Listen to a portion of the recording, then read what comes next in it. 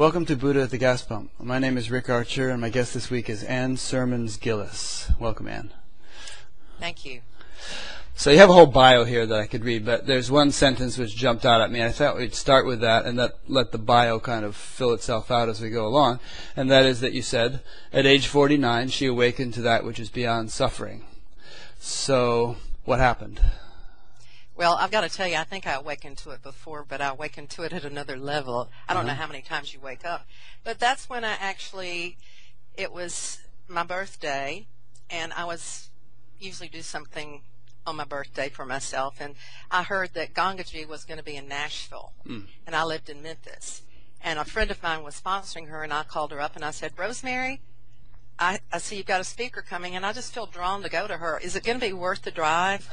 She said, Ann, people are coming from all over the world for this. And I said, okay, well, I guess I can go for 3 hours. So I went to the evening satsang, and I heard her talk about suffering. And I had been talking about suffering for a very long time.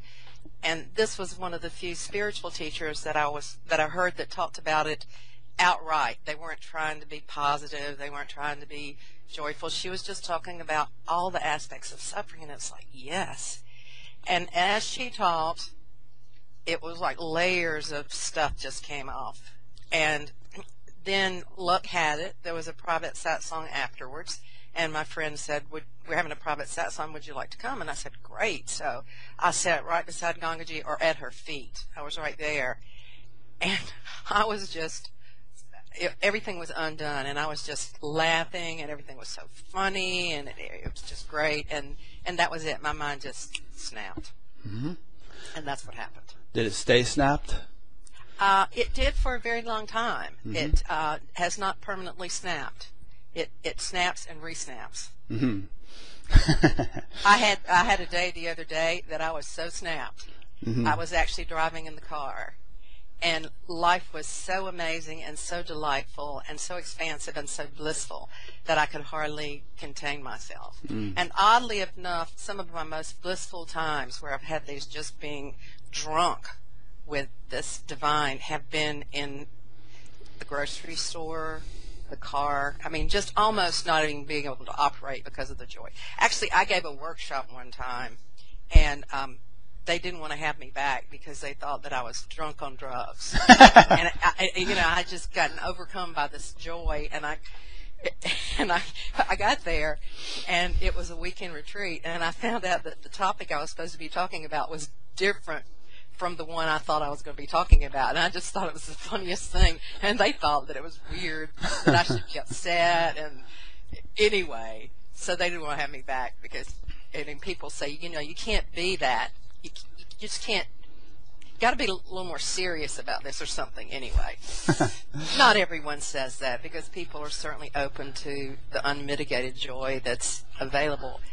But some people do. Some people are taken aback by that kind of zany happiness or joy. Yeah. So I'd say, just based on what you've said so far, you're kind of in the condition that a lot of spiritual people are in, and perhaps all spiritual people are in, and all people in general, but let's narrow it down to the spiritual, where there's been an awakening, perhaps a series of awakenings, and yet, if someone says, are you awake, maybe you would have to say, correct me if I'm wrong, well, yeah, I'm awaker than I was, but I don't seem to be as awake as I might be a year from now based on the way things are going. It seems to just be ever deepening and ever clarifying. Is that true or no? I don't know. I can tell you what happens in my mind. There seem to be two states that I'm in. One of the states is certainly more awakened than I was in, and it's when I'm the observer, and I watch everything that's going on. Spontaneously.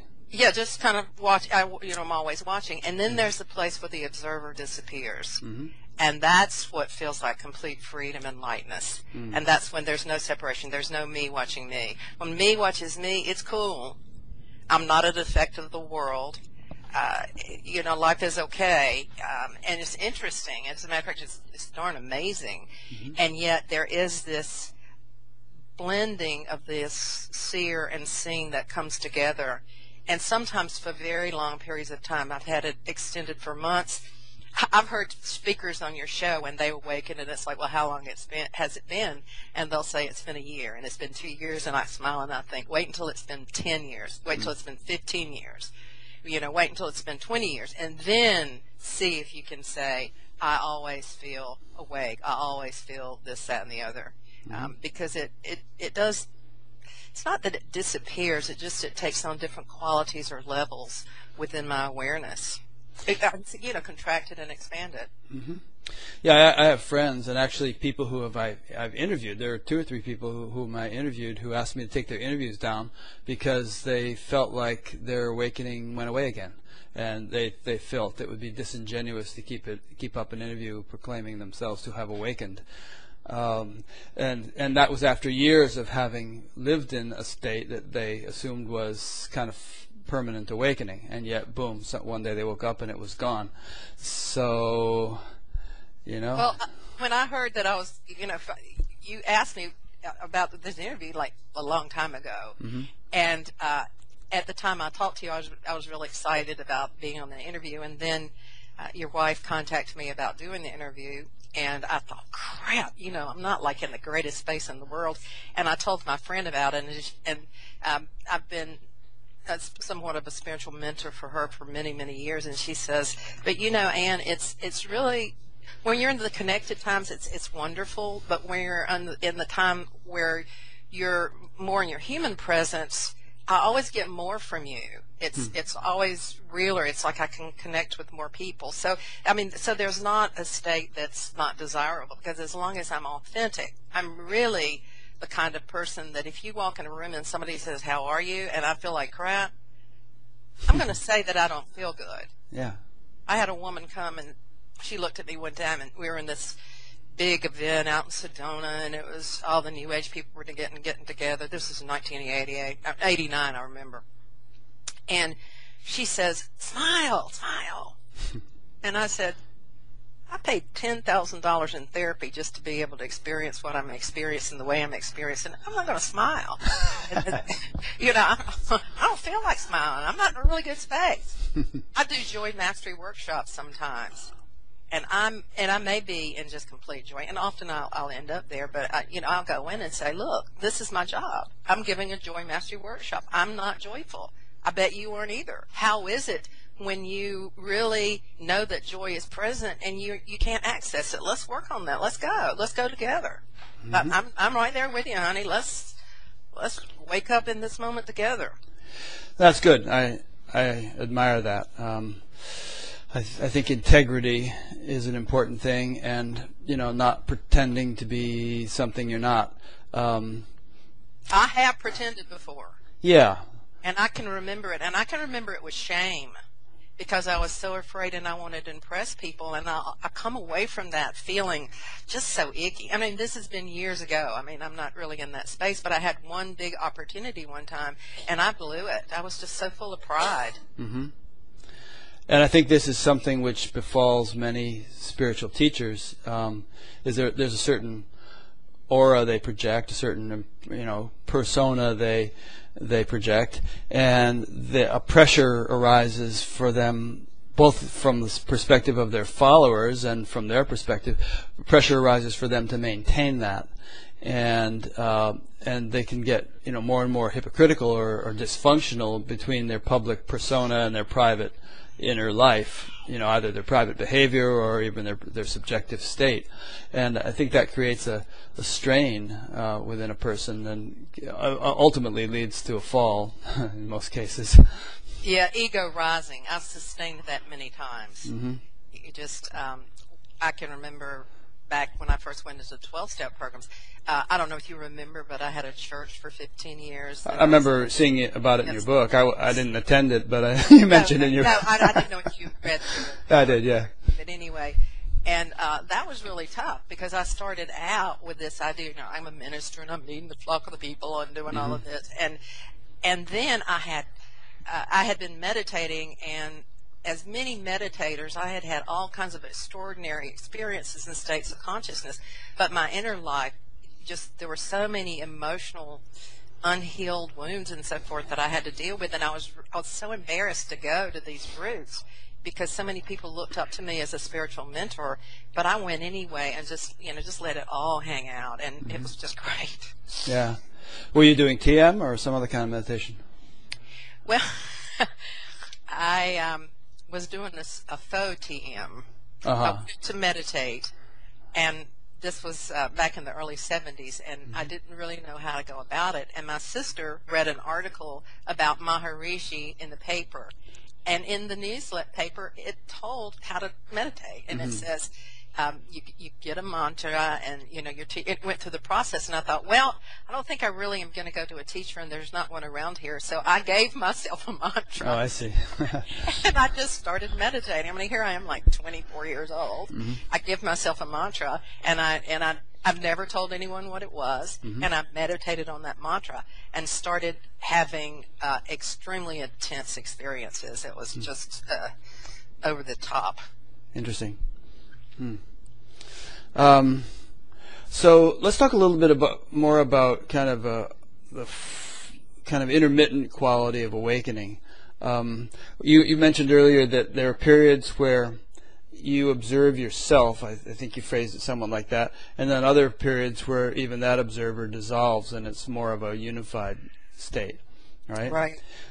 So when you're in the periods of you observing yourself, and correct me if I'm not phrasing that accurately enough, is it sort of like almost like a kind of a subtler or deeper aspect of your individuality is observing the rest of your individuality, but both components have an individual flavor? Well, if you have trouble with that question, I can extend it a little bit. If you want. Okay, extend it. I'll just say it seems to be, I'm not sure if this is what you said, but it seems to be a wiser part of myself that is paying attention to the personality of Ann Gillis as she goes about her day-to-day things, and just observing and maybe commenting and adding something, and watching. And sometimes even providing directions, speaking to me. Sometimes it'll take over in my mind and it'll start speaking to me. And like when I was getting ready this morning, I'm not very organized, and this voice says, the first thing you need to do is take the computer and do this, and then it'll go. And the next thing you need to do is to do this. And I go, okay. And so sometimes it is in a witness, and sometimes it's actually in a voice. Yeah. Okay. And sometimes it's in a really deep voice. I mean, like giving me, when I say deep, I mean knowing something that I wouldn't know consciously, and Right. it tells me this is going to happen, don't do this, or something like that. Okay, good. Yeah, so to my understanding, always subject to revision, and there are subtler aspects to the personality, subtler and subtler and subtler, and these subtler aspects can wake up without necessarily having had the deepest aspect having woken up fully, that deepest aspect not even being personality or even individuality. There's a kind of a universal awareness, universal consciousness, and we're all kind of ultimately grounded in that, right? And but through meditation, through spiritual development, however we go about it, there can be an enlivenment or an awakening of these subtler levels, which can result in deep intuition, a sense of silence that's separate from activity, that kind of thing. But then, go ahead. Yeah. I was reminded. I have an experience of waking up that occurred the year before I met Gangaji. When I think that was in '97. And I was in Oklahoma, and I was with a Native American medicine woman. And I had to go and speak the next morning, which was Sunday, and she was going to be speaking on Saturday night, and it was a 7-hour drive. And I said, I just don't think I can stay for this session because I'm going to have to drive home, and I can't drive all night long and speak. And she said, stay. It's not going to be a problem. And so I got in my car to leave. It was a 7-hour drive. And in what seemed like and I was completely refreshed, and in like 2 minutes later, I stepped outside of my car, and I was in Memphis. It was a 7-hour drive, but it was only like 2 minutes in my consciousness. And I was fully awake. And then when I got home and I got into bed, my consciousness expanded so much that there was very little experience of who I was as a personality, and I was in this thing that was kind of like Contact. When I saw Contact, I went, oh my gosh, somebody's had this experience. But I was way out into this infinite expression of whatever, life or reality. And I came back. I knew I had to go to church the next day. But what I experienced there was what seemed like an amazing awakening. I mean, it was so powerful. And in that experience, I had what seemed to me the ability to work a lot of different power. The power to get anything I wanted. It was a kind of power of manifestation that was a hyper power from anything I had ever gotten from study or metaphysics or any kind of demonstrations or manifestations I'd ever had. And it's like, well, this power is, I mean, what do you do when you have something like this? This is, you know, extraordinary. And when I came back into my body, I was only half there because part of me was in this, it looked like the universe was stars, and then part of me was in my body.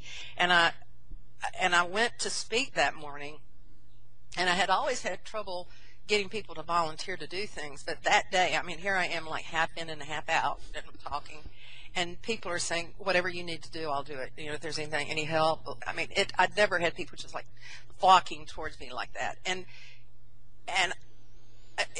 it took a couple of weeks before I came back into my body so that I wasn't out there in the stars. It was like I was this dual, I can't even explain what it was.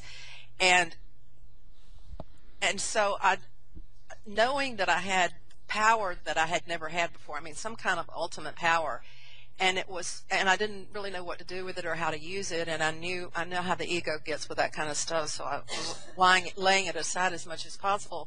But when I met Gangaji a year later, what I realized was that what I had, it was almost like the experience that Jesus had in the desert. I mean, he was tempted by all these things. It was like I was being tempted by this, and this was something to lay aside. This was something not to use. This was just, even though it seemed like it was magnificent, it was the real thing and so forth, it really, maybe it was a step or a stage, but it wasn't, it certainly wasn't awakening, or putting my ego down or something, but, you know, I thought, wow, you know, like this is it.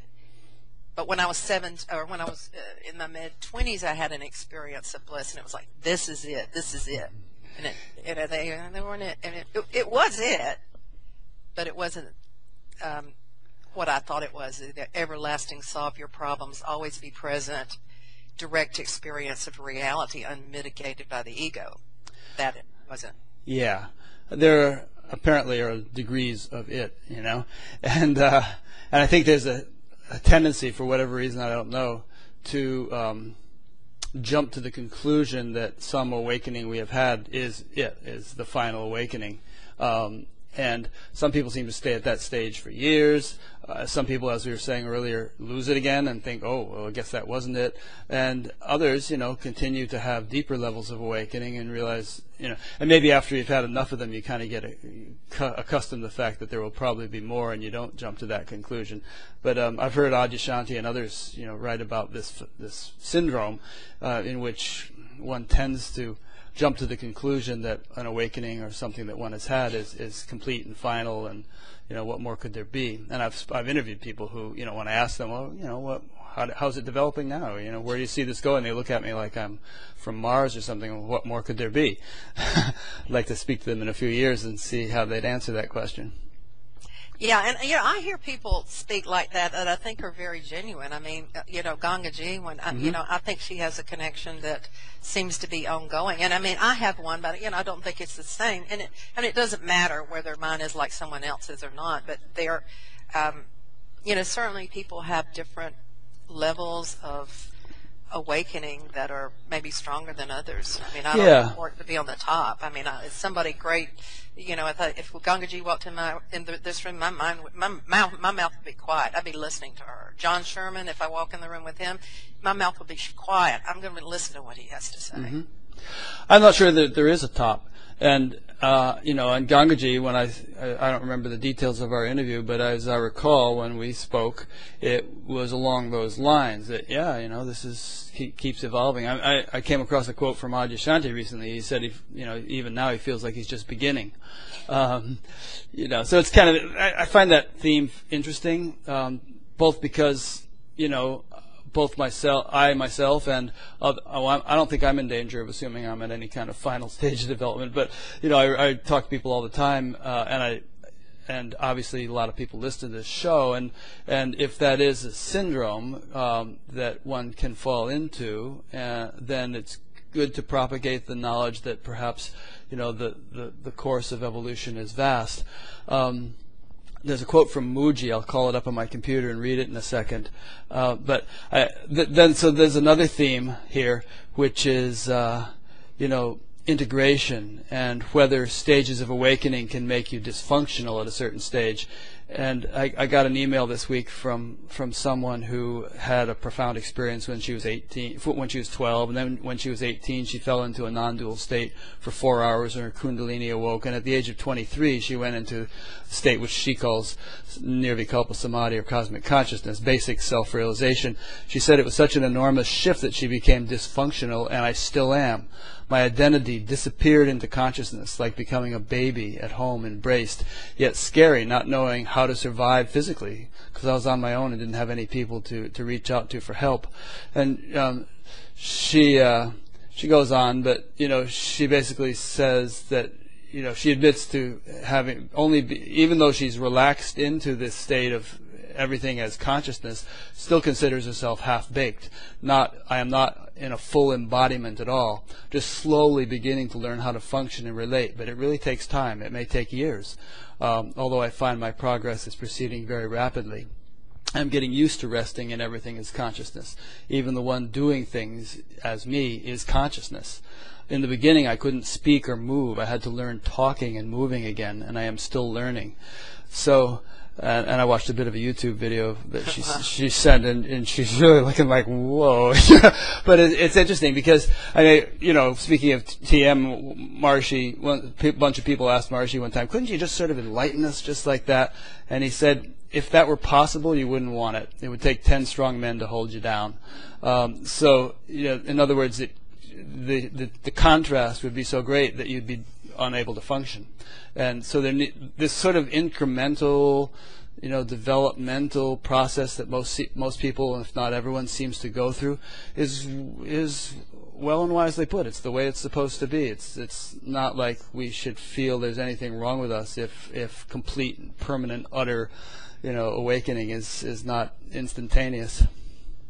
Yeah, I agree. I mean, my first awakening was probably when I was about 3 or 4, and I had like a near-death or out-of-body experience, and I really didn't figure this out until recently. I always said my spiritual journey started when I was about 3 or 4. I was so curious, and I was at a conference, and somebody talked about going under ether and what happened to him, and I went, oh my gosh, I went through this tunnel, and all this stuff happened. I was with ether, and after that, when I was a young person, I went to all the churches. I mean, we're talking 4 years old. I would go to my neighbors and ask them to take me to their churches, and I went to all their churches, and I went to the revivals, and I dragged my mother to church.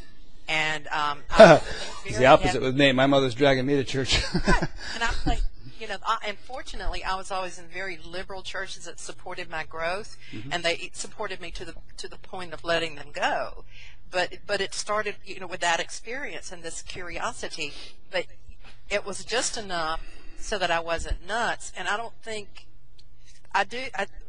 what more than any of the sudden awakenings I've had that have gotten me off center was that I used to meditate to try to escape. And I would meditate for 2 or 3 hours a day, never having an instructor, never having a teacher. I would go into states of bliss. I was having out-of-body experiences. I was having interdimensional experiences. I was having astral realm experiences. And I remember going to a workshop with a teacher, and she's kind of a psychic, and she goes, you are just fried. Your nervous system is fried. What are you doing? But I was trying to, I would lie there. I'd lie there and say, I'd shake my legs so I could maybe go out and I'd try to get to the bliss, and I'd breathe, and it was like, take me, I'm ready to go, wherever it is, because I just wanted out so bad. I had not dealt with my emotional pain and all of the stuff that the psychotherapy you have to go through, whether it's just me doing it or with groups, whatever it is. I hadn't done it and done that work. I wanted to leave. I wanted out of here, and meditation was the way that was my path. Mm-hmm. Yeah, well, yeah, fried. I'm going to interview a guy in a few weeks who wrote a book called "Are You Getting Enlightened or Losing Your Mind?" And they're, having been in a meditation group for years, and having been sent to console the people when someone had jumped out of a 4-story building, because they kind of flipped out when they'd done too much meditation and something had happened. And it can be very destabilizing if you don't have proper guidance, and if you do too much of it or whatnot. You can flip out. And I can look back at long periods in my life where I may have seemed presentable enough, but I was really pretty nuts and very eccentric and obsessive and idiosyncratic, and just it's almost like your subjectivity becomes so predominant and the outer world so kind of secondary or ephemeral that you kind of and subjectivity can be so full of strange things that that becomes your world, and to the outer world you may appear to become very strange. Can you relate to that? Oh, I can relate to that, probably in a way that's a little different, because my mother did flip out. Uh-huh. I come from an unusual family, I'll just say, because I was exposed to palm reading, and my mother at one point knew that she had the ability to heal. Mm-hmm. And she's running all over the house, and anyway, she had many nervous breakdowns from the time I was young, and we had to admit her to psychiatric wards. Mm-hmm. And basically, I think that she had this Kundalini experiences, and there was no place for it to go, and she was going crazy. So my early years were very, very guarded and trying not to go crazy. Mm-hmm. And being really afraid of the God experience or the awakening experience, because I did not want to go crazy. And so it was just a unique battle that I had with insanity, and have experienced plenty of it, have watched myself go to the breaking point of insanity, and because I had a witness that could watch that, I didn't do it. Mm-hmm. But just really taking myself to the point and going, okay, let's just, keep being present, and just until it dissipated. But really I have had direct, my book is called Standing in the Dark. And it says that even if we're awakened or if we're spiritually attuned people, it doesn't mean that life isn't bumpy for us. And mm-hmm. when I'm talking about this, I've had incredible, wonderful states of joy, so don't think that that's the truth. But too often, it's only polite in spiritual circles to talk about the great, phenomenal experiences and not the deep, dark experiences. And my book does talk about some of those experiences. Maybe I don't talk about the metaphysical experiences, but just experiences. For example, in November, my best friend dropped dead one day. We had seen each other. We saw each other a lot. She was out of town with her children, and her children called, and she had dropped dead like that. And when I heard it, I just fell to the floor. Mm-hmm. And it was just so painful for me, and I worked through that. But I just allowed myself to be extremely sad about that. And, there were times that I could have had someone die in my life, and I would not have done that. I would have been very enlightened about it and saw them in the light or whatever it was. But now I just let myself totally collapse into that experience. That was something I used to couldn't do. Yeah, it's interesting. A friend was over here the other day, and her cat died recently, and she said, I have been grieving so much for this cat, crying so much. She said, I didn't even do that for my parents, but that was some years earlier when her parents had died. And the thought occurred to me, well, maybe she's more spiritually mature and more kind of developed in her whole personality now, that she can allow herself to grieve and it doesn't conflict with her image as a spiritual person or something. There's some more holistic development. Yeah, and my friends would come up to me, and and there were times that I was absolutely fine with it. But when a friend would come up and they'd hug me and they would embrace me and they say, "I know how difficult this is for you," and I would just collapse in their arms and sob. And it was so wonderful to have that support. It's great to laugh together, but to be able to cry in someone's arms, how often do we allow that? Yeah. Well, I think this speaks to the point that, however spiritual we may be, we're still human beings. And human beings have human desires and emotions and all that. And becoming profoundly spiritual and profoundly awake or something doesn't make you a colorless sap. It doesn't deprive you of those experiences. In fact, it may make them more poignant, more vivid. Here's a quote from, I got a couple quotes from Mooji. I found that earlier one, but here's one somebody sent me yesterday. You know who Mooji is, right? He's this, right. Yeah. I interviewed him a while back if anybody wants to look him up. But even in the fullness of awakening, he said, the fragrance of conditioning may still arise, but it will not cause trouble once you are sure of your true position as immutable and unaffected awareness. So that actually swings a little bit more toward not getting so bent out of shape by things, and the Gita is full of quotes like that about equanimity and maintaining balance in the midst of gain and loss, victory and defeat, tragedy and success, and so on. But which speaks to the whole structure of what awakening is. It's ultimately not just a flowering of the individual personality, but primarily is an integration of the universal consciousness into the structure of individual experience, and awakening to that. And once that becomes your identity shifts to knowing yourself as that, then the things that happen to the individual consciousness are more like things that are happening to an actor in a play. But actors in the play cry if they're good actors. Well, that reminds me of an experience I had. I was in a relationship for a couple of years, and with this guy. Well, actually for 4 years, but it was. I don't know. It was it was a strange relationship, but we got along pretty good together. And he lived with me, and he paid part of the rent, and that worked out pretty well. And one day he went off on me, and he went off on me in a way I can take stuff from people, but I mean he really went off in a mean way.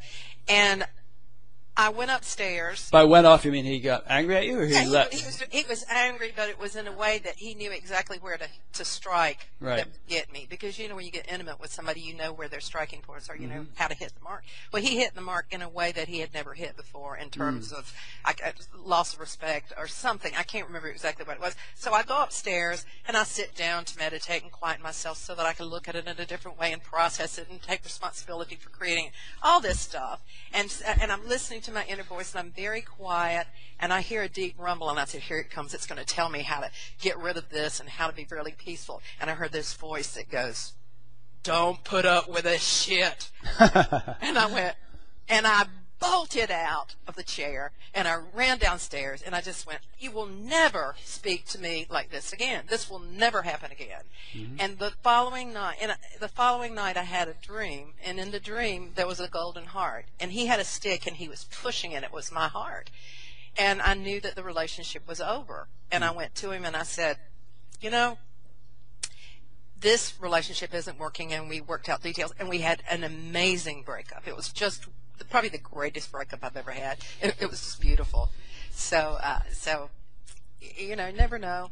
Yeah. I mean, that was definitely a higher voice. And, there could be a time, there's no consistency with that. I mean, now many times somebody might go off on me, or there'd be anger or upset like that. And obviously it's like not defending myself, not talking about, because there's not anything that was touched in me that really needed to be defended. Even though they were being very loud, they're not touching anything in me that has to respond. Yeah. Well, that brings up a whole interesting theme, which is the whole loving what is Byron Katie theme, and that can be interpreted as passivity, or even, allowing oneself to be a victim. This is what is, I gotta just love it. But I don't think that's the way Byron Katie means it.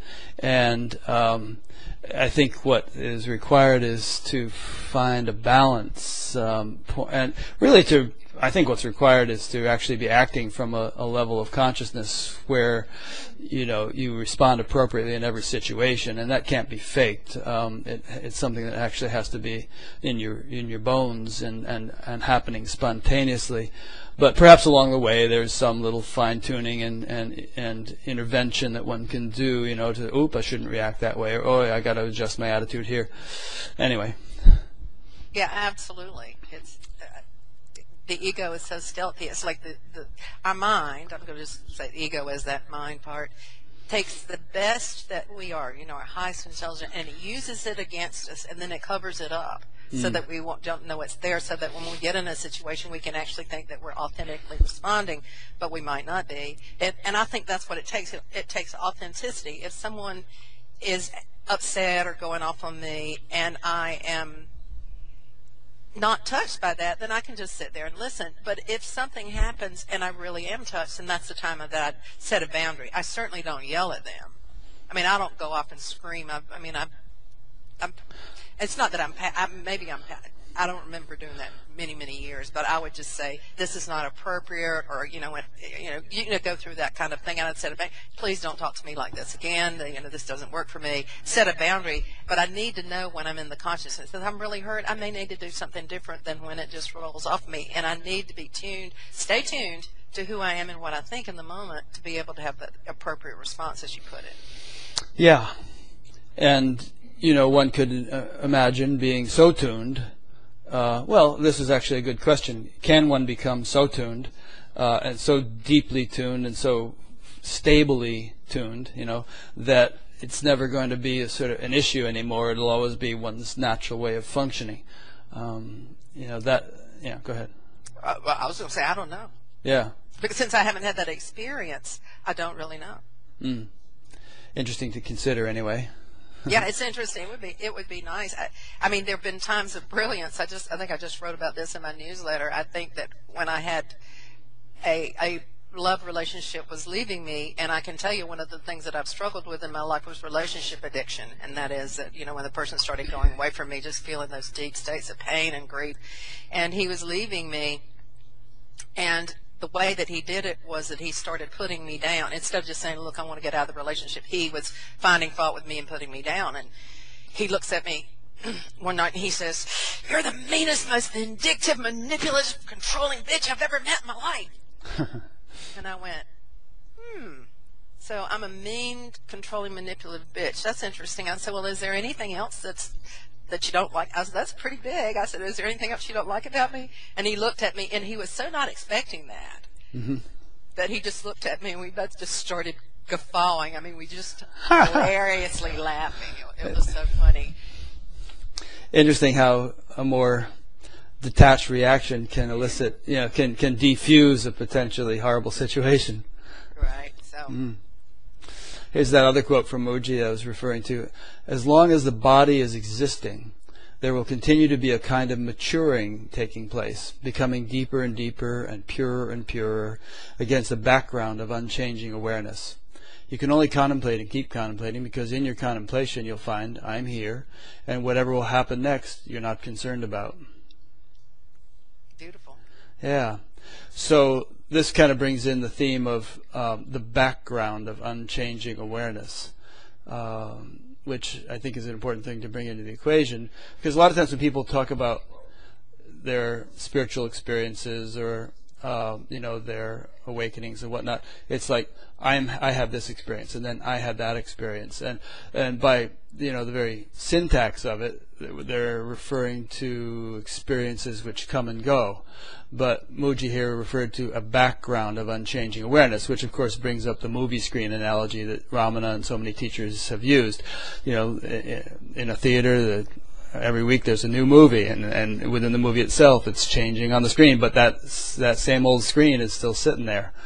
Oh, absolutely. When I had the awakening in 97, I was so much a part of that consciousness that, like the young woman, I had a difficult time in expressing myself, because there wasn't an I to express. And ultimately, that's why I ended up closing my spiritual center and moving and doing something different, because it was like there's just not anything to do. I'm not sure what to do. I don't know how to even talk.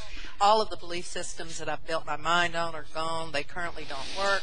I am this expansive being, and how do I live in this body? How am I going to do this? Because I was just so much more than I'd ever known myself to be, and it was quite a reorientation. But it's a good thing in a way, but in the other way, it just takes a lot of integration.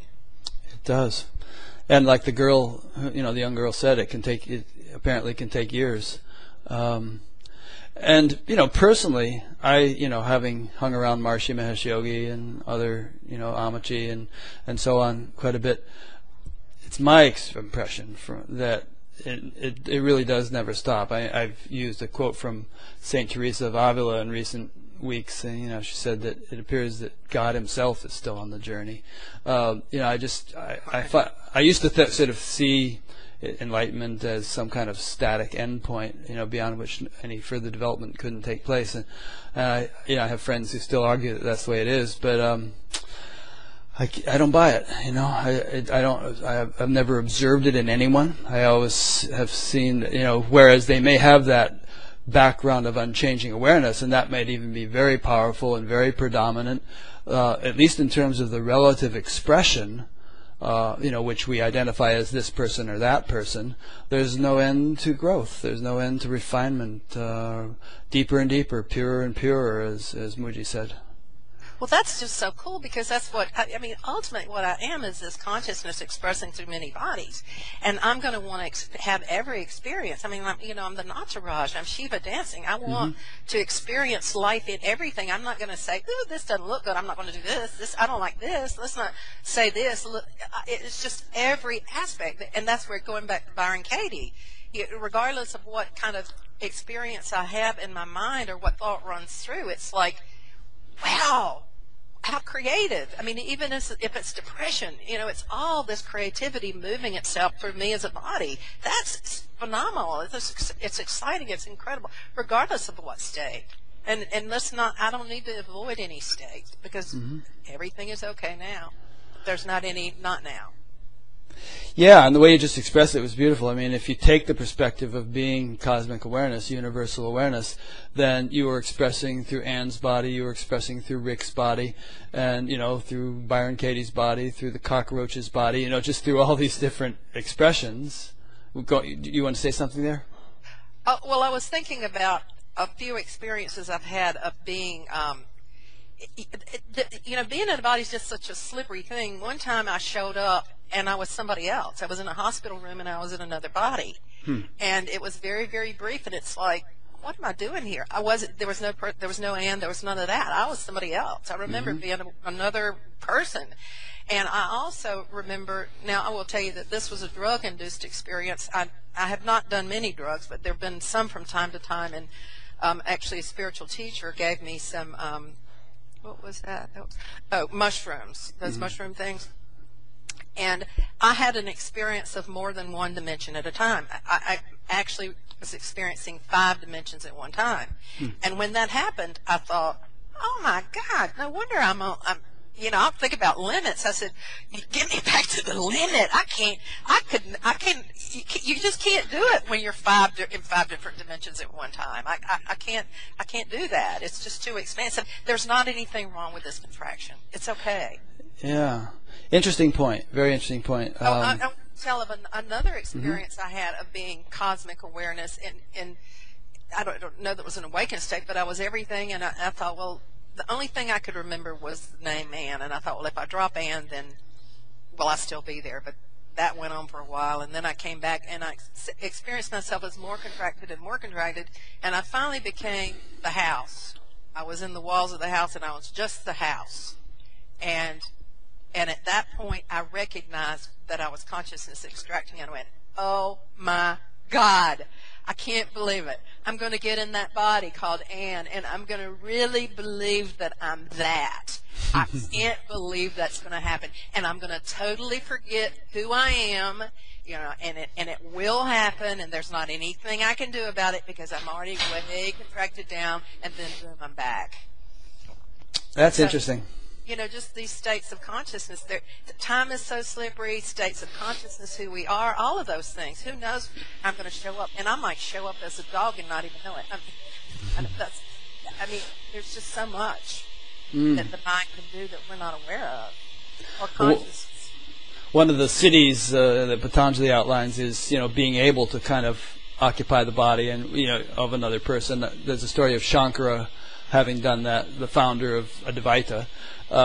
He didn't know anything about sort of romantic relationships, and he was supposed to debate this person, and he couldn't win the debate unless he learned something about that. So there was some king who was just happening to die at that point, and Shankara went and occupied the body of the king, and so boom, the king wakes up. Shankara's body is sitting in a cave, you know, protected by his disciples, and everybody's so happy the king is back to life, and Shankara lives this life for about a month, and the king had several queens, and the queens were delighted at the newfound intelligence and brightness of their spouse, and they kind of got hip to what was going on, and decided to go and have Shankara's body destroyed so he wouldn't be able to return to it, and he could stay in the king's body and be their husband. But then Shankara's disciples, and Shankara actually started to lose his remembrance of who he really was, and really actually get into thinking he was the king. And so, you know, in order to save the day, some of Shankara's disciples came to the king's court and began to read this poetry that Shankara had written about the true nature of the self and all that stuff, and that kind of jogged his memory, and he just left, and the king's body dropped dead. Shankara reanimated his own body just as it was about to be burned, and end of story. But what you said about contraction and you know, that there's nothing really wrong with it is really a cool point to ponder. I mean, we know from just, you know, studying science in high school that if we were able to see the full range of the electromagnetic spectrum, you know, we'd be completely overwhelmed. Obviously, we can only see a sliver of that in terms of visible light. And perhaps if we were able to hear everything that a bat and a dog and every other species can hear simultaneously, that would be overwhelming. So it's kind of natural that an individual physiology has its limitations, which are conducive to its particular role, you know, its particular functioning. And we can grow that. We can, you know, incrementally we can grow our nervous system so that we can take more and more and have more and more awareness. Like the Aboriginal people who, you know, from the get-go, they can hear with their skin, and they have so much more sensory awareness than we do. And if I all of a sudden could hear like the Aboriginal, it might just overwhelm me. But incrementally, I could grow to that. Yeah, and there are people who routinely perceive angels and subtle celestial things like that, you know, gods, deeper levels of creation, as they're driving their car, you know, eating breakfast or whatever. That becomes normal. But all this stuff kind of has to grow over time, and if there are sudden openings to it, you know, one can be completely non-functional and until they either go away or somehow get integrated. It's so funny. I have had a little snippet of many kinds of experience, but never like seeing, like I've had one manifestation of something that I've seen. I've had rocks talk to me like 2 times. I've had things, just little snippets, never any like I can talk to the nature of spirits, but just maybe one conversation or 2 conversations with them, but never any long-term anything, just kind of a smattering of experiences with different dimensions and but there are people like that who function like that all the time. You know, it becomes, you know, routine. It's just a matter of, and that's an interesting thing too, is that we seem to be we kind of become accustomed to whatever we're experiencing. And it's like right now, for instance, if you were to revert back to the state of consciousness you were in when you were 20 years old, you might find it agonizing because of the contrast. But when you were 20, it was okay. You could do it. You know, you were accustomed to it. Or if you were, conversely, if you were to go for, you know, if you were 20 and you were to jump to the state of awareness or, you know, consciousness that you're in right now, it might have been like so much ecstasy you wouldn't have been able to handle it. Yet now, you know, you can function normally. So we acclimate. I mean, you see these people in these horrible situations. How do they do it? You know, in Africa and you know, really difficult situations. it's like, as horrible as it may be, somehow they acclimate. Yeah, I think I actually do a lot physically to stay stable and to keep my body clean and straight, because I can't handle it. If I didn't do that, I'd just be a nervous wreck. Mm-hmm. I exercise, I stretch, I eat well, I meditate. I do all of those things. Some people might not need that. I do. Yeah, no, I think it's important.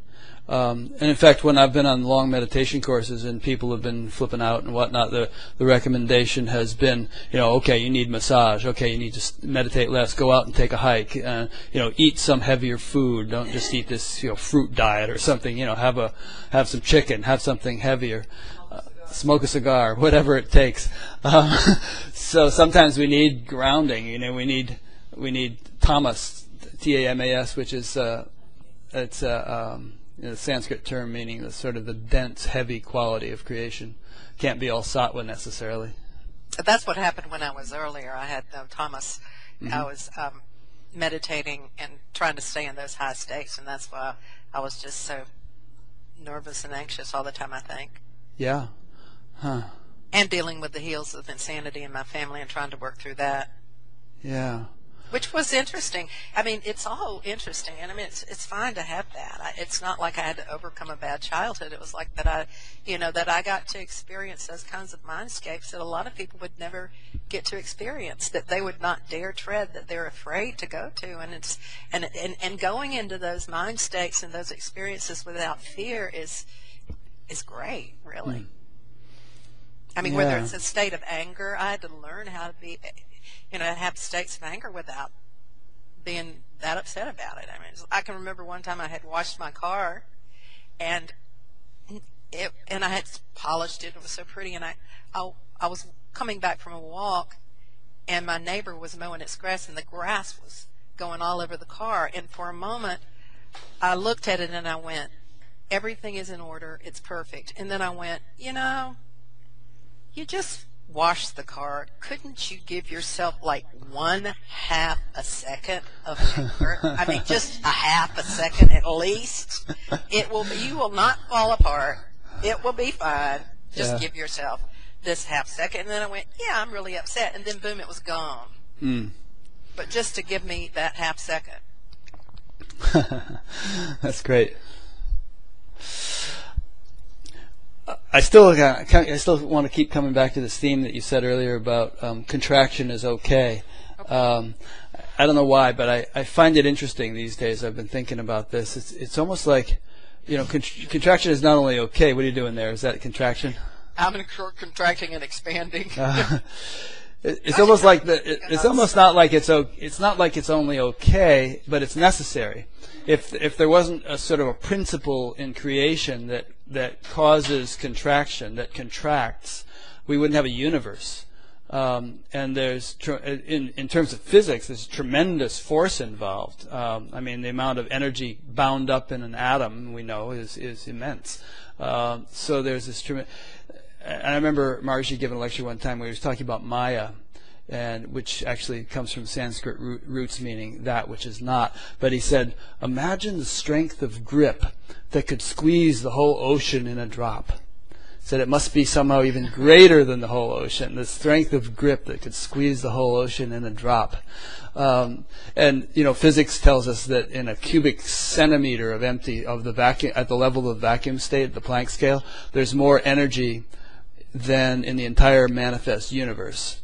So there's kind of this tremendous infinite potential energy, and it gets contracted down and bound up in matter, speaking of physics, and in terms of our experience of life, it gets bound up or contracted into this teeny weeny beany little individuality, whereas in fact we are this cosmic awareness. We're unbounded. The universe is like a pea within the oceans of our being.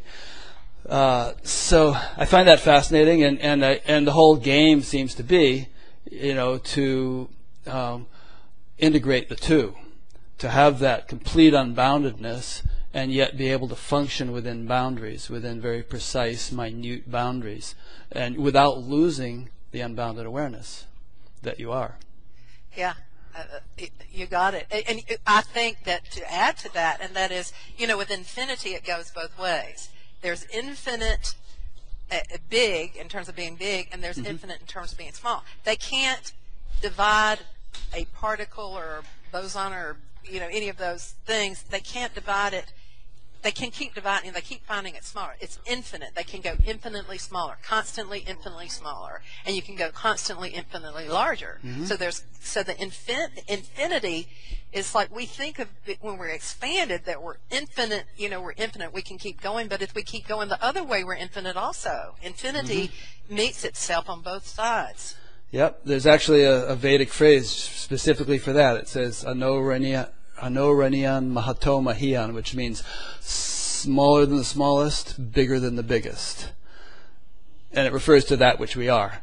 I mean, if you could zoom out to the perspective where you're seeing the whole universe from afar, as it were, there you are. You are that presence which contains the universe. If you could zoom down to the level of the Planck scale, where there actually is no materiality whatsoever, it's just all sort of pure potentiality, there you are. You're that presence on that level, and everything in between, just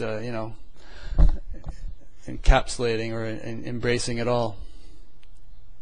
Yeah. It's definitely bigger than our awareness, our current. I'm not even going to try to phrase that right. Yeah. I can't get the words for that. No, I know what you mean. And again, we're playing around here, coming back and back, but the name of the game is learn how to live both. Be that cosmic awareness and be a specific individual. Be able to be riding a bicycle or trading the stock market or whatever you do, while not at the very same time your awareness is broad, unbounded, absolute, non-changing. There's some days that really, I'm really in the flow of that. It's amazing. And it's unfortunate sometimes, because what happens is that when I am aligned with the infinite and the finite, I am extremely productive. Now, a lot of people think that if you're spiritually out there, you're not going to be productive. But when I really line those two things up, I get so productive that when people call and ask me to do things or be on committees, I say yes. But then when I end up in a more contracted state and I'm not aligned, and I can get overwhelmed by those commitments, because when I'm in that infinite state, I mean, there is almost like nothing I can't get accomplished. I mean, like I said, it was just like when I said I'm going to do the books. I got the book together in 8 weeks. It was like, I was just in the flow of all of a sudden. I mean, it was like, oh my gosh, I could do 10 books. It's just really easy. Whereas before, it was like, oh, you can't even, and it's like, they're done. And so sometimes it has its advantages and disadvantages. I remember someone used to say that if they had a lot of things to do during the day, that they would meditate longer in the morning, because then they could get things done.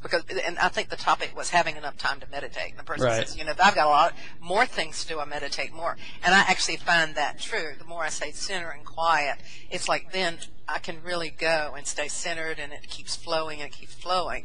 And if I'm all disconcerted, and I'm overwhelmed, the thing I do is I don't do more. I just completely stop. I stop everything and just say, that's the end of this drama.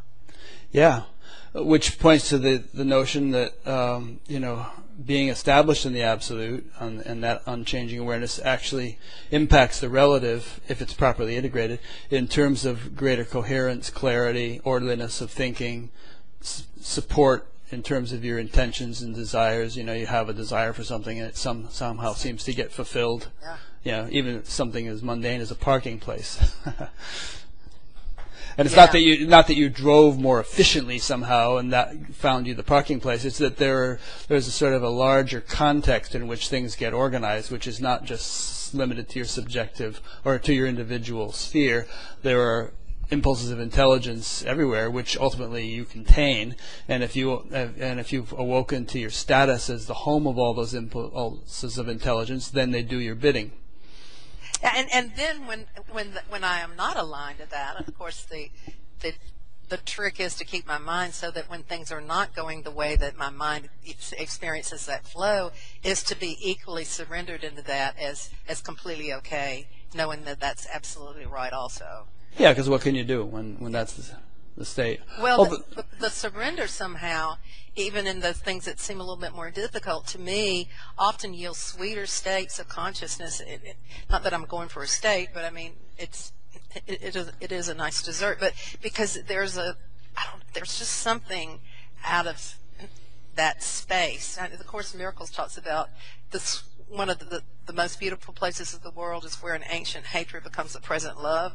So that if I'm really resisting that moment, how it just goes against everything. But if I'm totally presently there, everything is just so sweet. Just nice. Beautiful.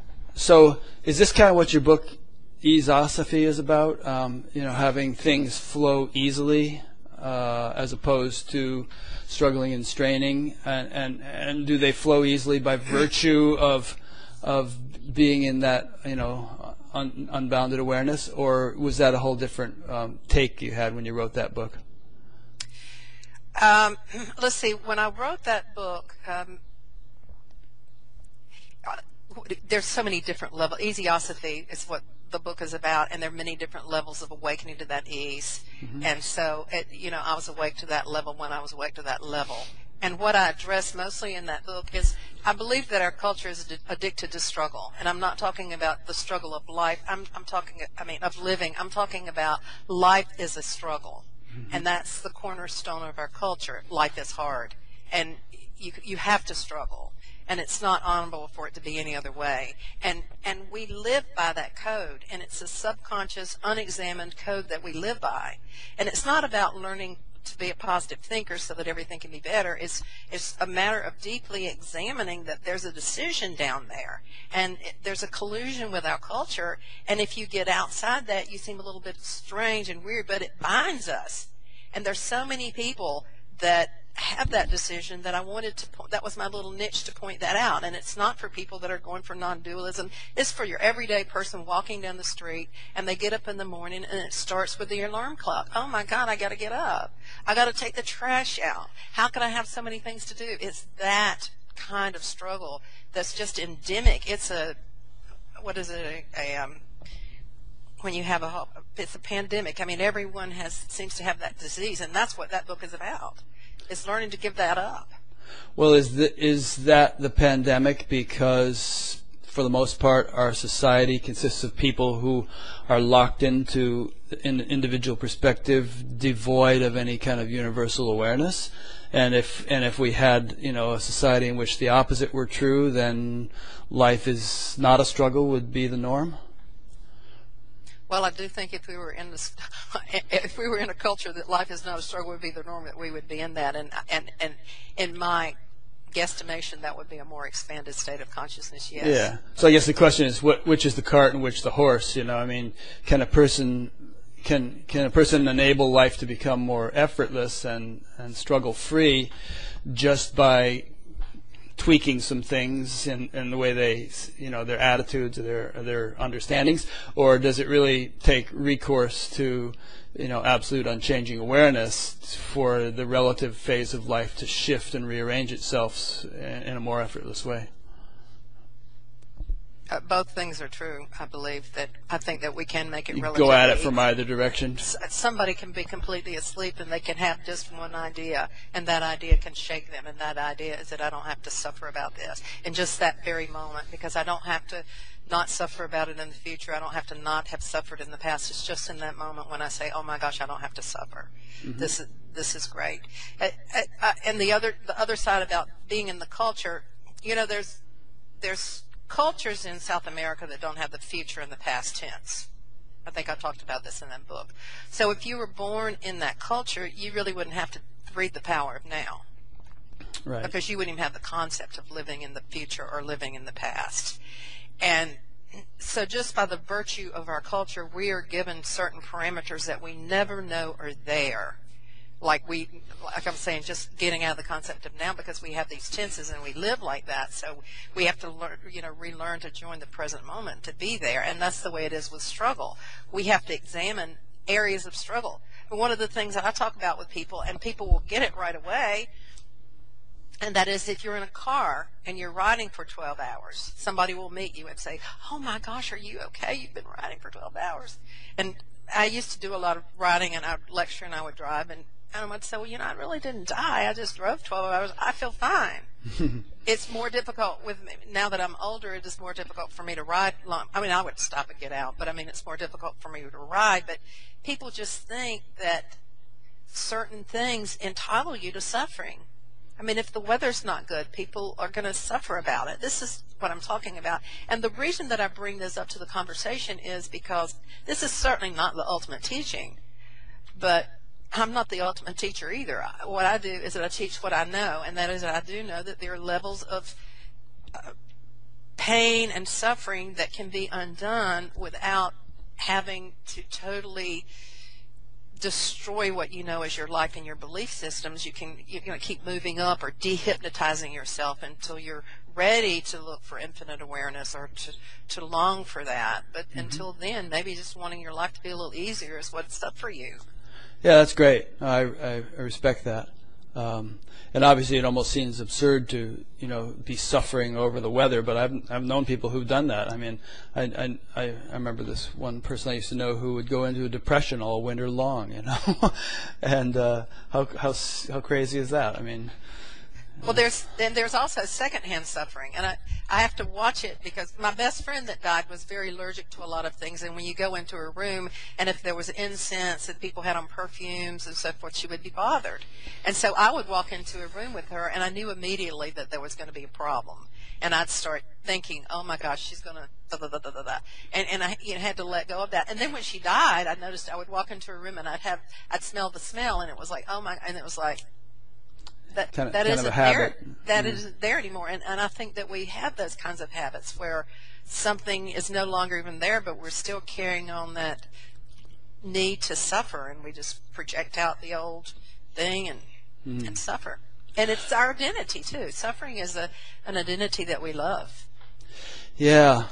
Now, of course, when we talk this way, we're talking as privileged Americans who live in comfort and relative wealth. I mean, if we were one of those poor people who just died in the garment factory in Bangladesh when it collapsed, and imagining the lives that they were living even before the building collapsed, working long hours at some horrible for a few dollars a day, just life. There's billions of people in this world for whom life is a struggle by anyone's definition, and it would seem glib to just say to them, just change your attitude, don't suffer. It's kind of like, Right, and absolutely. I'll tell you something happened funny about that, and I try to put that in my books. And I say, remember, this is ego-driven suffering. Remember that we're privileged. Remember this for the people that are really in a psychological space that that we're lucky to be in. Yeah. But one day I went to do a talk, and it was to a group of therapists that worked with homeless people. And I was to give my talk on easiosophy and letting go of ego-driven struggle. And when I got there, it was the homeless people that I was speaking to, not the therapist. And so immediately my mind went where you did. But I was able to, and of course, it's just so spontaneity and wisdom are so great that it showed up there in my talk. And I was completely able to get through to everyone there about how much, what they could not suffer about. They still had ego-driven suffering. Now, of course, they're different from the person that every day, the one you see that has this terrible, haunted look in their eyes. I mean, that's a whole different thing. And and I am very, very in tune with the true suffering in life and honor that. People whose physical hunger and illness and pain, I'm certainly aware of all of that. Yeah, various kinds of abuse, and slavery is still dominant in the common in the world. Even in the United States, there's literal slavery taking place where people are just kind of indentured servants, being paid nothing and being forced to work. So I just kind of like it could get a little new agey and glib to somehow. Well, let me just say that I live in Houston, Texas, and there are more slaves in Houston, Texas, more sex slaves than any other town in the country. It costs less to buy a human in dollars. If you look at the percentage, inflation and so forth, it costs less to buy a slave now than it did during the time when slavery was legal in this country. And there are more slaves in the world now than there ever have been. Of course, the population is bigger, but we have more slaves now than ever. I'm conscious to try to buy fair trade items, and I don't drink coffee, but I buy it for guests and so forth, and the coffee children slaves, and the chocolate and the sugar, and we need to be aware of that suffering. I don't think any of us want to do anything that increases the amount of genuine suffering on the planet. That's up to us to be responsive in our hearts. Yeah.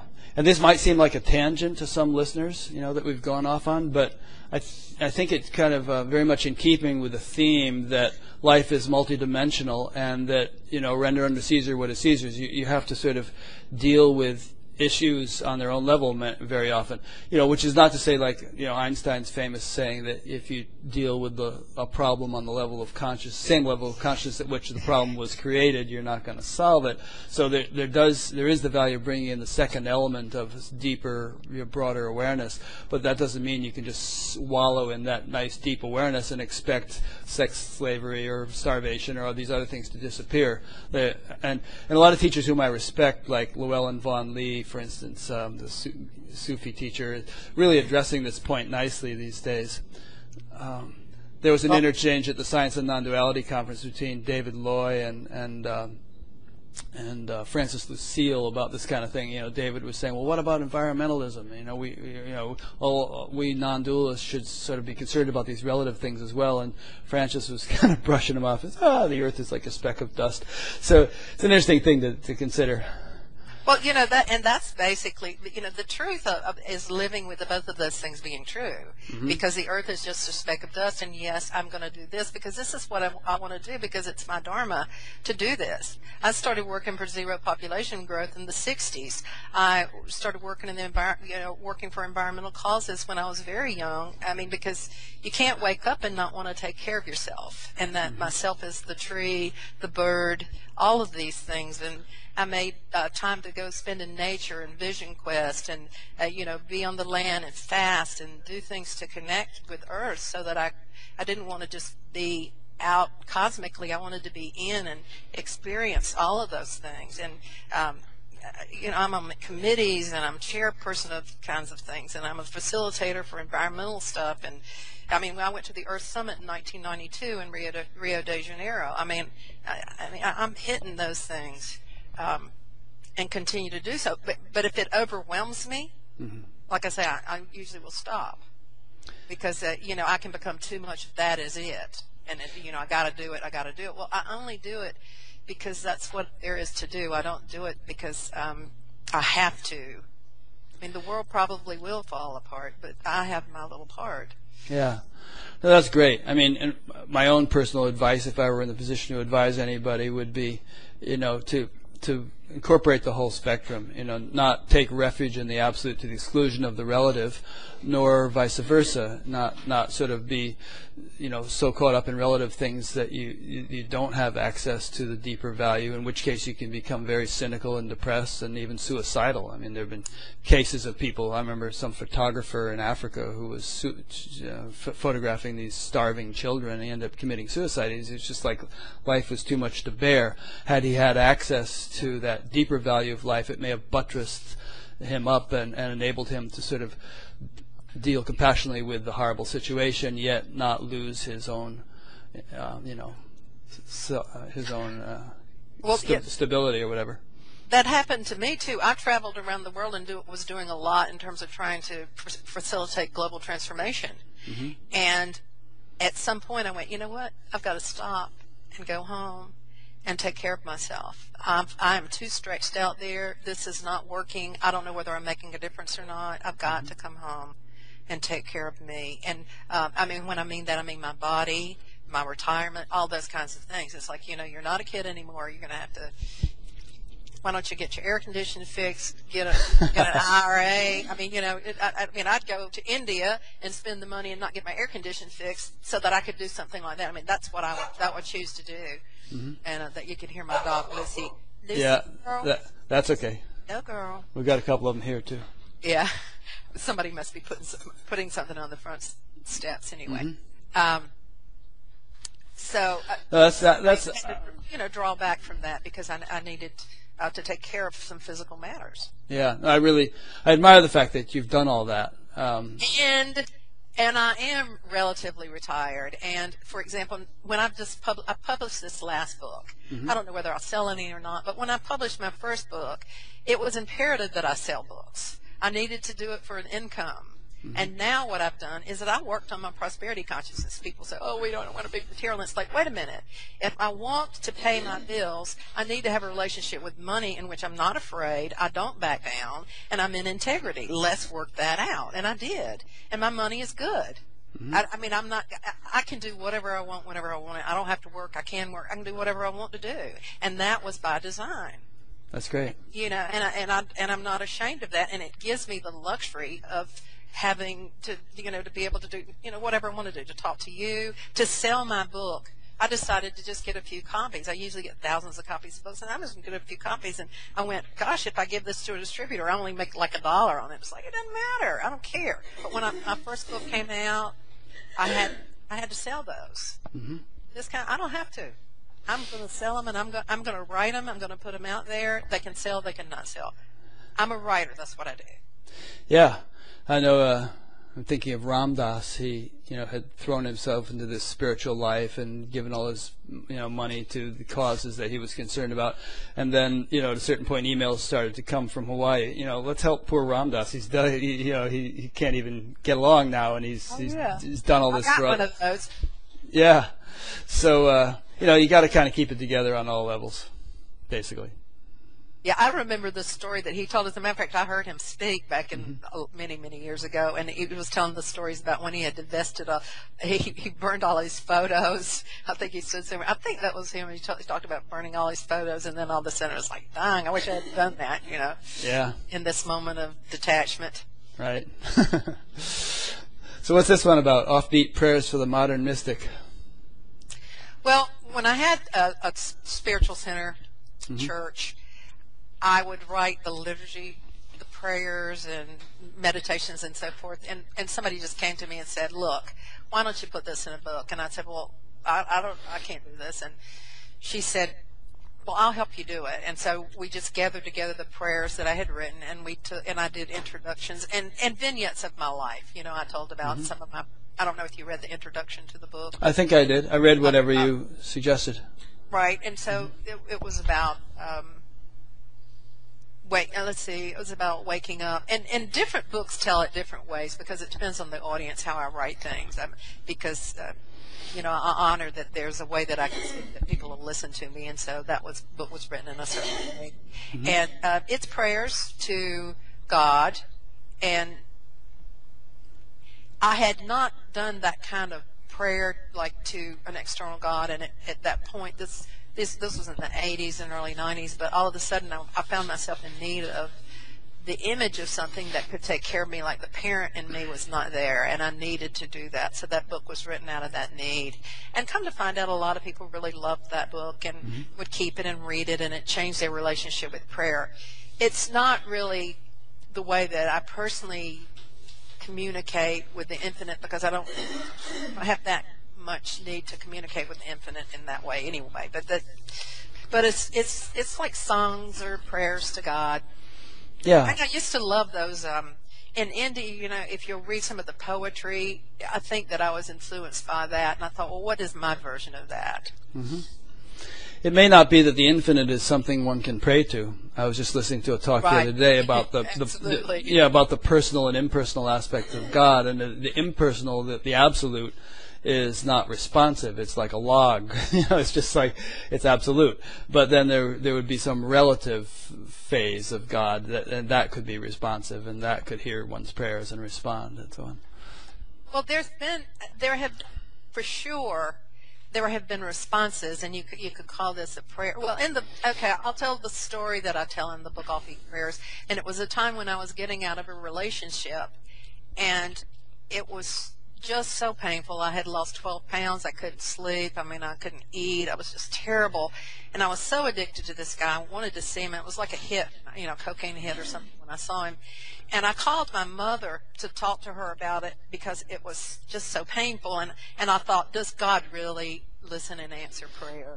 You know, because I'm thinking, you know, it was like I needed this to be true because I was in so much pain that I was just find anything I could grasp at. So I called my mother, and my mother told me about the breakup that she had with my dad. And it was exactly the same thing happened. I mean, it was just unbelievable. She described details, and the same thing was happening in my life.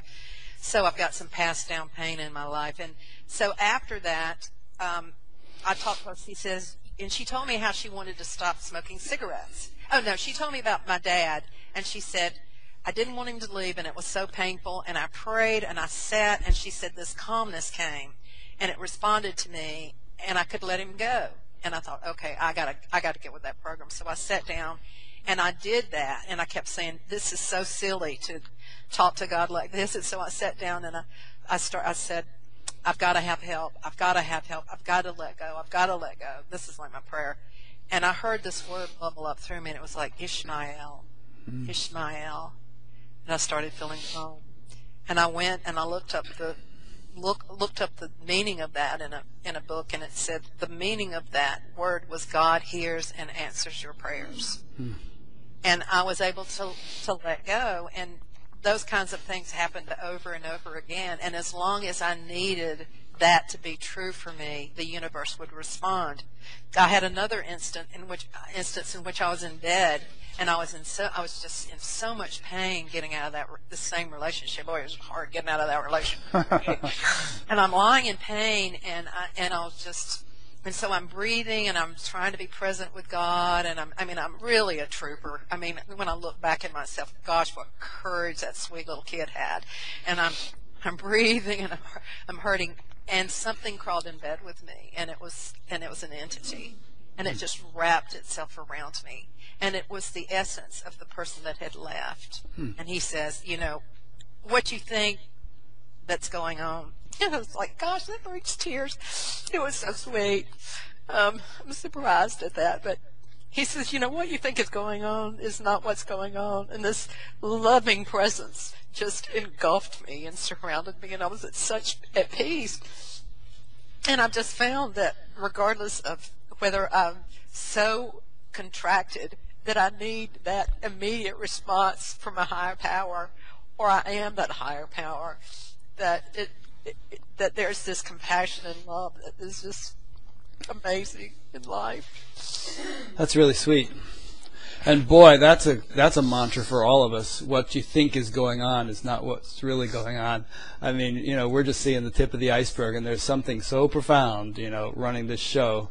And something so loving and compassionate and all looking over us, I believe that it boggles the mind, and if we could see that, it would just be overwhelming.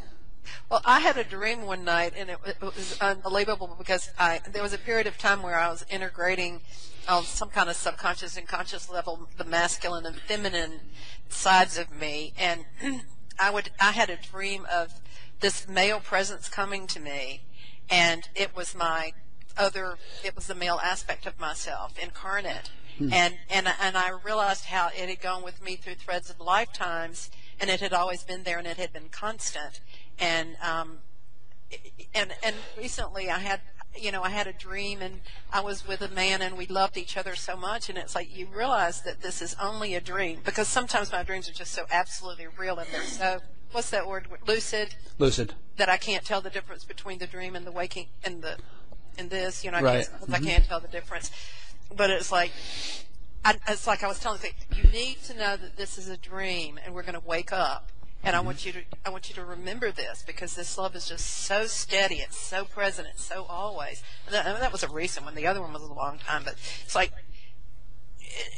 like I've experienced all these archetypal patterns and threads that I've moved with, whether it's been excruciating pain or whether it's been unmitigated, unparalleled bliss and love. I've had, intimate encounters with these aspects of reality. Cool. Well, this is a dream too, and we're going to wake up. Not only is the dream a dream, but this waking state life is also a dream from which we wake up and realize that it was kind of just this ephemeral kind of thing that we took us so real. I don't know. I have no idea. I mean, I don't know. I mean, I can't even speculate about reality. I mean, it just presents itself as, as I'm limited, and I mean, of course, I'm going to speculate about anything. I like to talk, but I mean, in general, when I really get down to it, I just don't know. I love to talk. I love to hypothesize. I love to speculate about reality, and it's so much fun. And there's so many realities that I can, join with someone, and we both believe those to be true. But I am certain I'm just playing a game with words, and we're just kind of buddying up with this reality. But it's I can relate. But there are things that I'm a lot more certain about than others. Like if someone said, there's absolutely no intelligence in the universe, it's mechanistic, it's just like little billiard balls bouncing into each other, and somehow by chance that gives rise to kangaroos and butterflies and so on, I would say, well, I don't think so. I think there's probably something deeper to the story, that you're not seeing. So I wouldn't say absolutely not, you're totally wrong, because that's too rigid a stance. But it's like I kind of favor one perspective over another. Yeah, I understand. Yeah. And so, how about your final book? That apparently, I'm honored to discover you cooked up in anticipation of this interview, "Standing in the Dark." What's that one all about? Well, basically it's just that when you're a spiritual person and you're awake, it's not always as smooth of a ride as you think it's going to be. I talk about loss. I talk about death. I talk about health. I talk about mission. And when I talk about mission, it's not you have a mission, go on a mission. It's like let go of your mission. It's like let go of success, let go of your goals. It's the being on a no mission. And interesting the way that book fell together. I took a lot of things that I'd written. I wrote introductions to them, and I thought, well, what am I going to call this book? And the book, and I heard "Standing in the Dark," and I thought, God, I'm not going to sell any books and just standing in the dark. Who wants to hear that? So I said, you got to convince me that this is the name of the book. So it says, okay, I'll explain it to you. It said, think of how many times you've been in the dark, but you had to go on in your day-to-day life, and you didn't really know what to do. Your belief systems were not valuable anymore. They didn't do it for you anymore. They were too limited. You had moved on from those, and you had to go on. You were standing in the dark. You had your little light there, and you're standing in the dark. I said, okay, that's pretty good. And then I said, well, tell me what else. And they said, and think of how many times you've been brilliant. And because it seems like for me, and you probably, so many people understand this, and that is, I've always been way out ahead of my time. I mean, things that are usually currently in the conversation are things that they're so, it was so long ago when they were relevant to my life that they're no longer part of the consideration. And how many times you've known that you were there, you've known that you're right, and you've spoken your truth, and you've done it brilliantly, but you've been in the dark because there's really not been an audience that can hear you. And it's like, and I've seen that with musicians, people that are just so good, but they don't have that kind of audience, and they're like virtuosos. They're amazing. And then, of course, there's also the aspect of standing in the dark is the sweet space. It's that dark, velvety, deep, spiritual quality of life. So, and standing and it's a letting go, and it's the void. And so that also speaks to standing in the dark. And that's how the book got the title. And the title came to me and asked to be the title of the book. So that's how I named it, Standing in the Dark. And then as I began to look at the chapters, as I say, they have, like there's a story about my best friend dying and how difficult that was for me to handle. And then there's aspects of just making your life easier, and even some exercises on making your body healthier. So, how do we stand in the dark? How do we deal with that? And that's what it's about. It's a lovely book, but it doesn't take on the nature of regular books. Mm-hmm. It's not getting you anywhere. It's not really doing anything. It's just talking about life and hoping that will capture your heart and open you in some way. Nice. There's that Marianne Williamson quote that's sometimes attributed to Nelson Mandela, but it's actually from Marianne Williamson about how's that go? About being afraid of our greatness. And being afraid of our greatness, and we are. I mean, that comes down to the expression, my aliveness.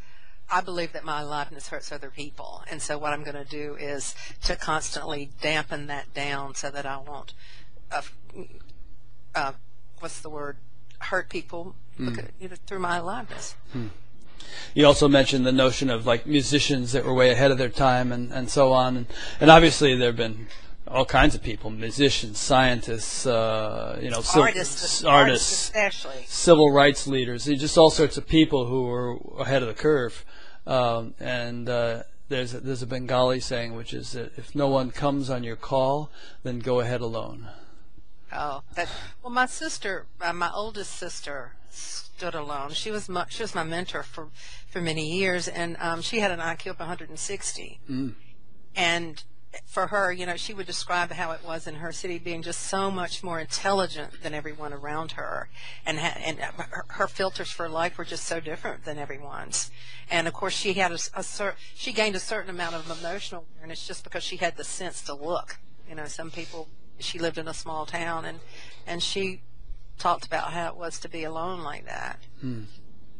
And maybe in light of this conversation in this audience, people can relate to the idea of feeling a little bit alone in terms of their spiritual enthusiasm and not having a lot of comrades or peers that they can share that with. In fact, I get emails from people saying, I live out in the boondocks, and there's no one who can understand this. And, do you know any teachers in even places like Toronto? Do you know any teachers in Toronto that I could get in touch with and whatever? But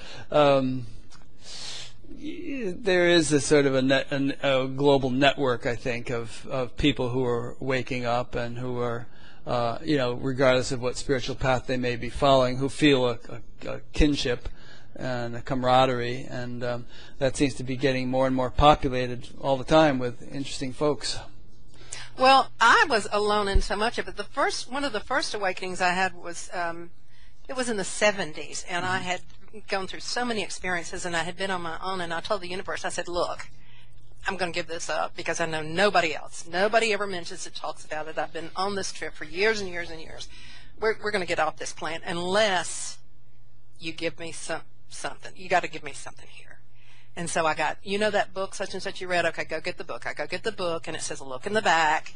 And it says, you see that? It says Silver Mind Control? Yes, it says, check that out. So I call up. I find out there was a course in my town. I went to it. It was at a Unity church. And all of a sudden I met 200 people who were open-minded. And before, there was nobody. And as long as I believed that there was nobody, there was nobody. And then when I said, I'm going to quit, or there's got to be somebody. And so it opened up. But I will tell you, I had a similar experience with your show, because since 97, I've felt pretty alone with this, even though I've maybe read a few. I had like 4. I had Papa G's book, and I'd read that, and had Gangaji's. And I was feeling, I was in India for 5 weeks, and I went to Tiruvannamalai, and I got Ramana stuff, and I just brought back everything I could, and I just absorbed everything I could when I was at the ashram, because I wanted to take it with me because I was so alone with it. And I Googled Vichara because I was doing Vichara. I was very literal. I was just spending every day going, who am I? That was my total mantra, day and night. Who am I? Who am I? And I thought, there ought to be somebody else that's doing this besides me. I mean, and then it was like, am I really just a nut? Because I figured that I might as well do that, because there was not anything in the mind that was interesting enough that I hadn't examined that I wanted to do. So I Googled Vichara, and John Sherman's name came up. And that was really an exciting and amazing little trip, and listening to him, and what he said was exactly what I knew. But he said it, and no longer was I alone or crazy with it. When he said, you just have to contact the essential me. And when you do that, and that was basically what I was constantly doing, was going back just to me. And then, Charles Rubio and I became friends. He sold my house. He sold me my house and sold my other house. And he told me about your show. And I started listening to some of your shows, and it's like, oh my Lord, there's people everywhere. People are so awake to this compared to how they were when I had the experience. We didn't have.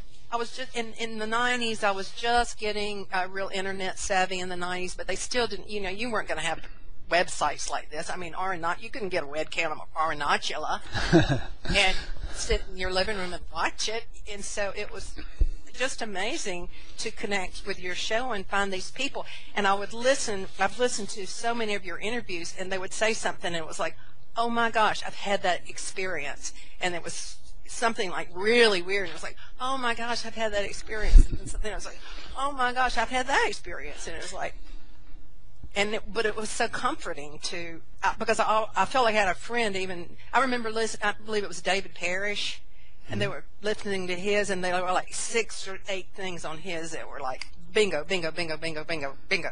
And I listened to them, but, and they could be opposite things. Like one was like a contracted story or an expanded story, opposites, and it was like, yay! Cool. Well, that was one of my initial motivations in setting this up, because I live in a town where thousands of people meditate, but there was a sort of a stigma against proclaiming oneself awakened or something. It was like, oh, okay, buddy, you're getting a little, full of yourself here, getting on an ego trip, and you don't look awakened to me. You look like Joe Schmo, whom I've known for 20 years. So tone it down a bit. And so I thought, well, but yeah, there are people genuinely awakening. They may not look different, but they are. So let's start talking to some of these people who are willing to talk and put it out there and see if it can kind of shift the attitude. And then, fairly quickly, I realized it wasn't going to happen on a local level. It needed to go out on a bigger scale. So I ended up getting it on the internet, and it's been marvelous, and really fun. And I love that. I love the internet and how it's connected everyone and everything. It's incredible. Yeah, and this wouldn't have been possible when I first got online back in the late '80s. It would take me about 3 hours to download a 256K file. Right. some system upgrade or something. And, CompuServe was $3.95 a minute in the early '80s. Yeah, there you go. So CompuServe. $3.95 a minute. So you weren't a lot online. No, and there was no such thing as webcams or Skype or any of this stuff. So we've come a long way, baby. Yeah, was it Peter Russell that wrote The Global Brain? It was, yeah.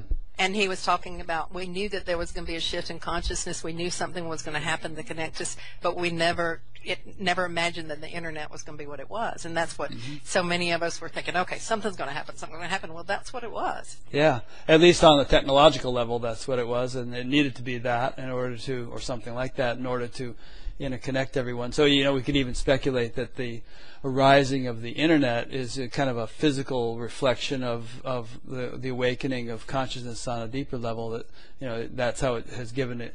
And it's a kind of symbiotic thing where the awakening consciousness gave rise to a technology which could interconnect everyone, and the interconnectedness technologically gave rise to the ability to spread awakening, and it's one big happy feedback loop. Yeah, absolutely. Well, consciousness is always the beginning of everything. The invisible, then making itself manifest it always starts there. Yeah. But it's exciting to see all the different ways and different forms that it comes out as. Yeah. Interesting. So we could say that it wasn't Al Gore who invented the internet, but rather it was, Vivekananda and Yogananda and Maharishi Mahesh Yogi and all the Amachi, all the various saints who've come along and who have given an acceleration to the awakening of consciousness have, if things do percolate up from the deep to the manifest, who've given rise to this marvelous technology. Well, and kind of from the opposite point of view, too, I know that we're so concerned about GMOs and foods and organic, and I've been into that since I was a teenager. I mean, I started organic, and I started lobbying for labeling and organic and all that kind of stuff for years and years and years. But what in this article, what I pointed out was that my belief is that we were sick, and then if we were not sick, if we didn't have that in us, we wouldn't be eating sick foods. That really is a manifestation of us at a certain level. And so, of course, we want to, I'm going to support legislation against GMOs and all of those kinds of things I can do as an activist, but certainly I've got to be responsible for that consciousness of illness inside of me, because food magic doesn't work. But so anyway, I wrote an article about that, and it seemed to me really exciting to realize, because if you look at how I've been kind of a food voyeur all of my life to see where it goes as respect to how it reflects the consciousness of the people. And it's just been a really interesting journey if you look over the way food has changed in what we can get, grow, have, and eat over the past 30 years. Yeah. So you eat what you are. Yeah. Very good. Yeah. Very good. Yeah. Nice. Well, you're one of these people that I could talk to all day, but we probably shouldn't do that. So, is there anything you'd like to say in conclusion that, kind of wrap up points that you feel inspired to say? Well, one thing that we haven't really discussed, and that is, I just would like to point out, even though we talk about growth and growing, I do like to point out the immediacy. I'm really with Papa G on that. There is the immediacy, and it's always now. Yes. And there's a lot of things that I like to do, and there's healing that I can do, but it's almost like at any point I can reel my mind back to now, and that's important for me, and it is only now that I can have this experience of being awake, and I am awake, even when I'm asleep. I'm awake. It's just it is now. There's no tomorrow to it. It is now, and staying present in that now. Just now, it is now. And whatever that is, it is. But it's just the idea of waiting or having to put things off, or somebody did it better than I did it, or it's not going to happen to me, and all of those thoughts are just very limiting thoughts. What is it that was it Ramana or Gangaji said something like the biggest obstacle to waking up is the belief that it will happen sometime in the future, or that happened to someone in the past. But it's never going to happen for me, and the only time that it can happen for me is really now. Yeah. I can only be awake now. I'm glad you brought that up after all that emphasis on growth and progress and stuff. It's important to keep that in perspective. It's one of those paradox things, where that's true and growth is also true, but it's good to keep it balanced. I remember seeing I'm sorry, go ahead. I was just going to say, I think that many of your programs do focus on that. To me, is the pinnacle point, and that is that it is now and present and letting go of so much of it. So we haven't focused on that, and hopefully some of the listeners have had enough experience with understanding that is ultimately the truth, that they can deal with a little flip-flop on the other side for a minute, without asphyxiating. Right. Because ultimately I know, and I live in the now, and that's it. Mm-hmm. I remember seeing some cartoon where this family is all sitting together meditating, sort of like a family would ride together in a car, and one of the little kids peeks open his eyes and says, "Is it now yet?" and also to make the distinction that now is not a psychological time. It's not a time on the clock, but it's just a word to use to an opening into consciousness, where the mind can flip and let go of itself and be in that infinite, or it's a joining that we have with who we are, instead of holding it back like we do with our consciousness. And now is the opening, but it's just the door. So you go to the door and you open it up. So now is not it. It's just the door that we have to go through in order to get to that infinite, or that letting go of the mind. Mm-hmm. Yeah, another way of looking at it is this, presence that we feel, that we sense, that we perceive, that we are. That's the thing that we're looking for. So, bingo, here it is. Right. Yeah, so there's three words that I think of. One is reality, and one is presence, one is now, and I've got to also use the word life. And those would be the words that would be closest to my heart in terms of trying to language this at all. Yeah, and they're all pretty much synonymous. It's just different flavors of the same thing. Yeah. Yeah. Good. Well, this has been great. I think people will enjoy it and get a lot out of it. And, maybe some of them will get in touch with you or get your books and whatnot. But you've been living a very interesting life, and I would say a very commendable one. I mean, I really admire the fact that you were onto this stuff at such a young age and living it on so many levels, not just the spiritual, but environmental and the social justice and even Lord, ecology, political too. I'm political. Oh Lord, yeah. I'm on all kinds of. I won't even go through the string of stuff. I actually hold office in a certain party, Democratic Party, but I'm political too. Just great. not mention like it. That happens all the time. Yeah, I'm with you.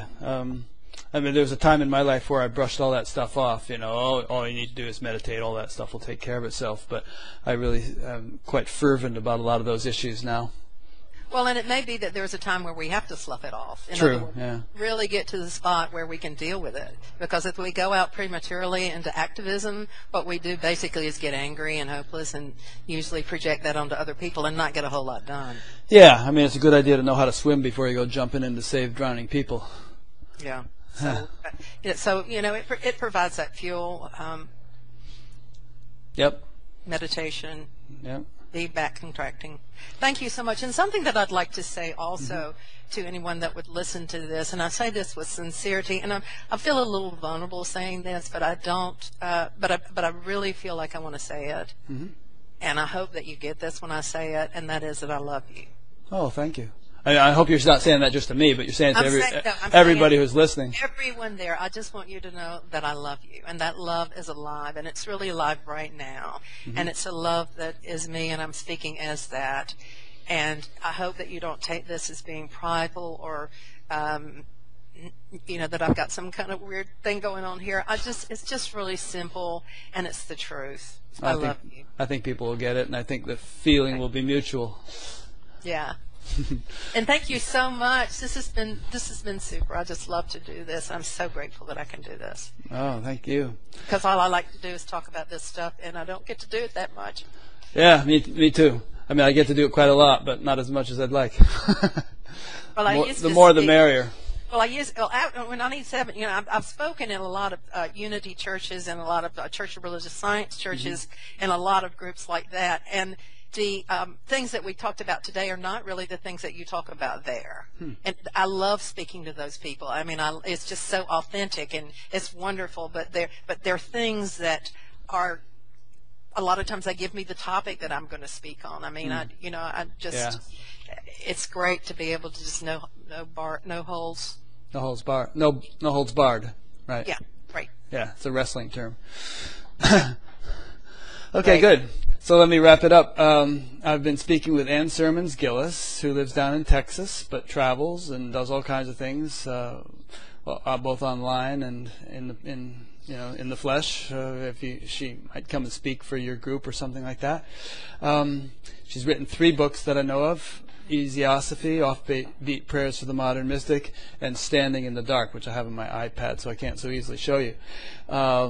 And this interview has been one in a continuing series. I think this will be number 172 or something. They're all archived at Buddha at the Gas Pump, which is batgap.com, BATGAP. And there you'll find both an alphabetical listing and a chronological listing. The alphabetical one's in the right-hand column. The chronological one is under one of the menus called Other Stuff. You pull that down, you'll see the chronological one. There's also a tab there to sign up for a newsletter. It's just a simple email that comes out every time I post a new interview. There is a chat group that springs up around each interview and usually results in hundreds of posts within a week's time of people discussing. Very often goes off on tangents, but it usually gets started with what we talked about during the interview. There is a donate button, which I appreciate people clicking if they have the wherewithal. And there's a link to an audio podcast, which we're having a little trouble with at the moment, but hopefully it'll be fixed by the time you hear this, which enables you to just subscribe to the audio and listen to it on your iPod while you're commuting or something. So that's about it. So thanks for listening or watching. Thank you, Ann. And we'll see you next week. And from Texas, namaste, Jose.